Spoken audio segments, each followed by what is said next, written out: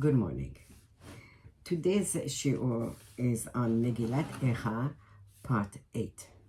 B'Shem Hashem na'aseh v'natzliach. For this shiur is for refuah shlema for Avraham ben Chana, Shimon Daniel ben Michal, Rafael Chaim Meir ben Sima Chasha, Ora Badalia, and Tinok ben Natalie Hadassah. And for all our soldiers to come home safely, and for the safety of Am Yisrael in Eretz Yisrael and around the world, for singles to meet their partner in life, שיזכו לבנות בית נאמן בישראל soon. And לעילוי נשמת יעקב בן אסתר, אסתר בת חנה, ניסים בן ימנה, גרסיה בת זהרה, שתהיה עלייה לנשמתם. Thank you, Hashem, for all your chasadim that you have done with us in the past and will continue to do so in the future.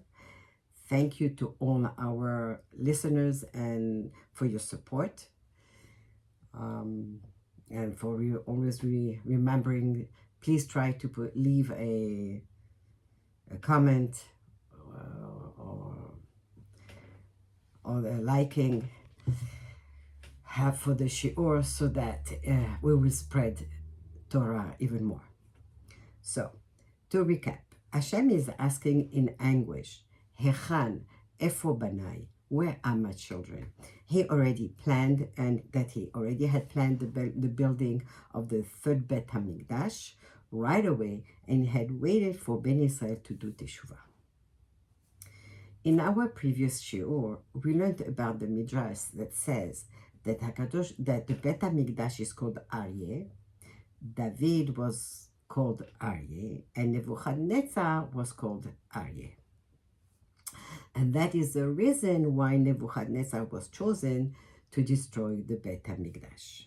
However, the Zera Shimshon asked a question.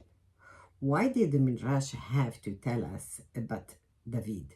That David was also known as Aryeh. Okay, it's a nice thing to know, but what's the connection? Why does it have to be there? What do we need to know this? And the answer is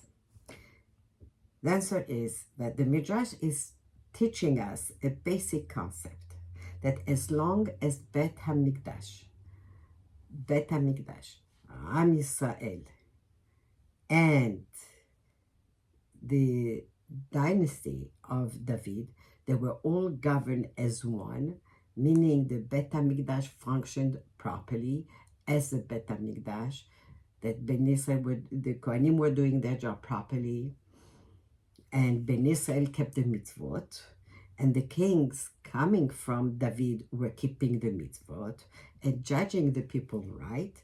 So no nation on earth could have destroyed the Bet HaMikdash. None.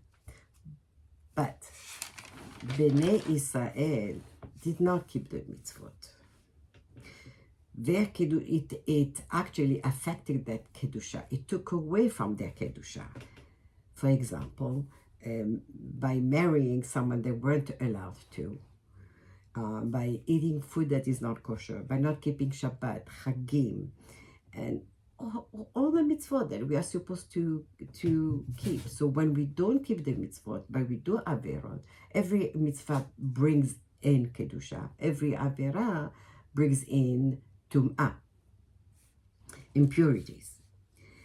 The midat hachesed was taken away, was removed, because Ben Israel did not keep the mitzvot. So the chesed, the midat hachesed, the chesed, the rahamim of Hakadosh Baruch Hu was taken away.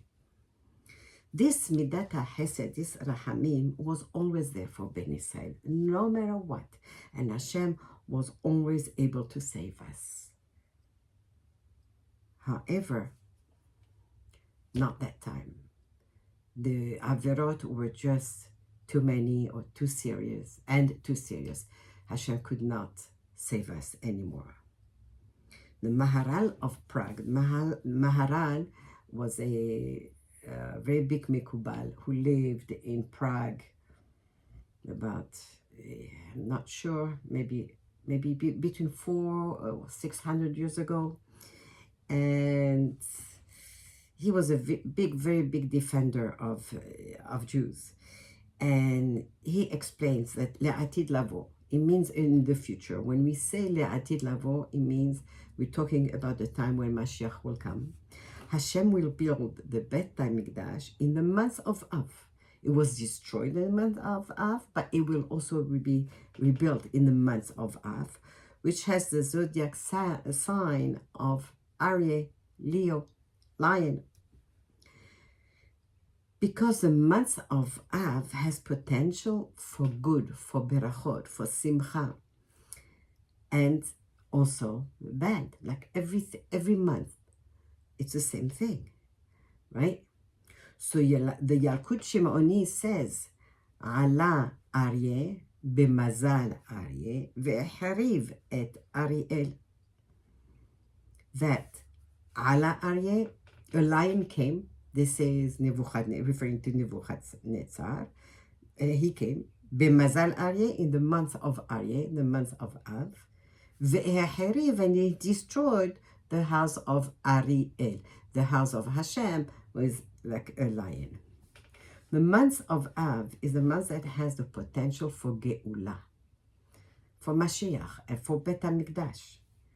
Hashem will add Kedusha to this month, the month of Av, since the Kedusha was taken away because Ben Israel, because of the Avirot of Ben Israel. So now Hashem is going to add Kedusha. So this month will turn from a month of mourning, a month of sadness, it will turn into a month of Sason V'Simcha, true happiness. Bezrat Hashem soon. B'yamenu. In Eicha, in Megilat Eicha, it says in Perek Gimel Pasuk Yud, Dov Orev hu li, Ari bamistarim. Dov Orev hu li, Ari bamistarim. What is this talking about? Dov Orev hu li. There is a bear that is waiting, lying and waiting for, for his chance to attack me. And a lion in hiding. There's a lion also in hiding who is also getting ready. So Rashi explains that the Aryeh here is Hashem, who acted like an adversary to Am Yisrael. Zerah Shimshon says differently. Zerah Shimshon asks, to whom was Yirmiyahu referring to when he spoke about the bear and the lion? Why is the bear lying and waiting? And why is the lion sitting and hiding? So the answer is, Yirmiyahu refers to the two dynasties that ruled over Ben Israel. The first dynasty was Aryeh, which is Bavel, Iraq. The second dynasty was Dov. Dov, the bear, is Paras, Persia. So we know about Bavel. We know what they've done to us. But what did Paras do? What did Persia did to us? So we have to go back in history. At the time, we're talking about at the time after the Bet HaMikdash was destroyed, and it was already at the end of the 70 years, and the second Bet HaMikdash was supposed to be built. So at the time, there was a king, Koresh Hagadol, Cyrus the Great. In the first year of his reign, this king of Persia, he proclaimed and made it known in his entire kingdom that whoever wants to go back to Yerushalayim to build the Bet HaMikdash is allowed. He gives permission. And whoever wants to stay in Paras, doesn't want to go back, in that case, he's not forcing them to go back. However, those people have got to help financially, even give gifts of silver and gold to those who are leaving. This announcement by Koresh HaGadol was actually a nevuah. It wasn't something that just happened so.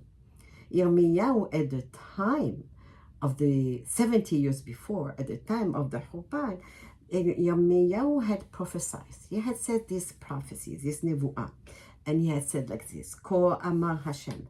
Hashem said, Ki lefi melot leBavel 70 shana.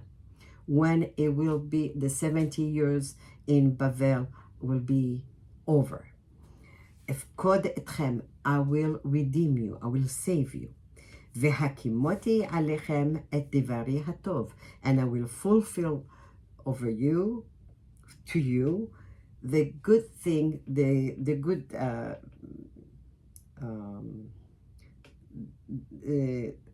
how do you say, the good thing that I have promised, the good promise, להשיבתכם אל המקום הזה, to bring you back here to Yerushalayim.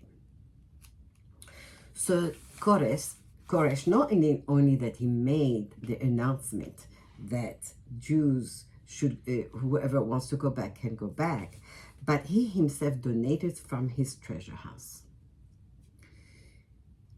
Koresh had all the kelim, all the vessels from the Bet HaMikdash.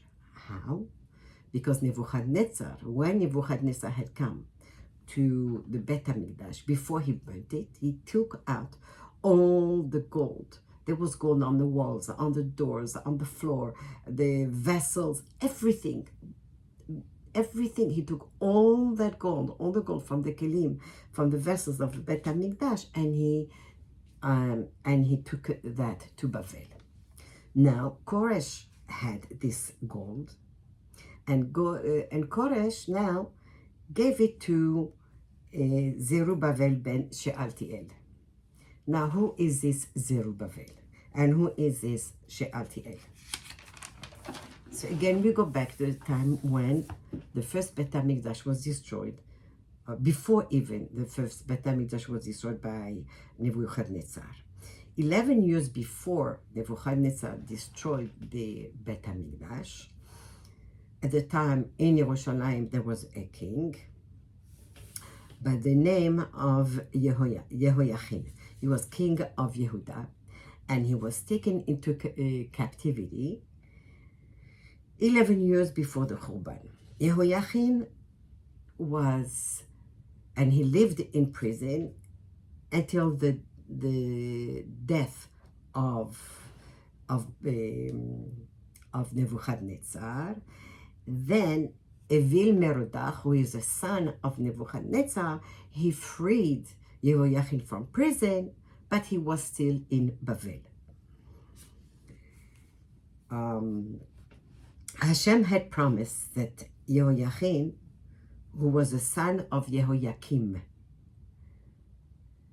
Yehoiakim was a Rasha.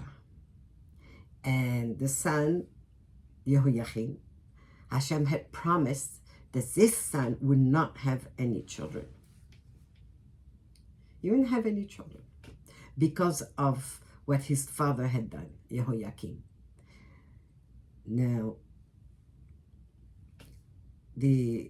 while he was in prison, he really suffered a lot. This Yehoiachin, really in captivity, had suffered a lot under Nebuchadnezzar.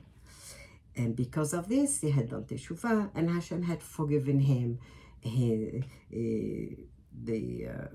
sins, his averot, and Hashem canceled the promise, so that now Yehoiachin would be able to have children.